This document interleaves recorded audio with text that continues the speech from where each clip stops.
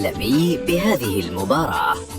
لذا أعلن أن الفيفا سيعقد اجتماعاً عاجلاً بمشاركة كبار خبراء التحكيم من جميع أنحاء العالم لمراجعة كل القرارات المثيرة للجدل في تلك المباراة. سيتم تحليل كل لقطة بدقة، إعادة دراسة كل قرار تم اتخاذه، والاستعانة بأحدث التقنيات لضمان العدالة التامة. هدفنا واضح: حماية نزاهة اللعبة واحترام جميع المنتخبات، وبالأخص المنتخب المغربي الذي تعرض لقرارات أثارت جدلاً واسعاً. نحن ملتزمون بأن كرة القدم عالمية، شفافة وعادلة.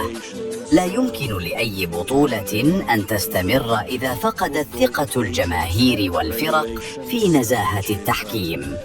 أؤكد أن الفيفا يأخذ هذه المسألة على محمل الجد، وأن أي قرارات خاطئة ستتم مراجعتها، وأن النتائج يجب أن تكون منصفة. العدالة هي أساس اللعبة، وسنعمل على ضمان ألا تتكرر مثل هذه المواقف مستقبلاً. كرة القدم ليست مجرد مباراة، إنها قيم وروح، وسنحمي هذه القيم بكل الوسائل الممكنة.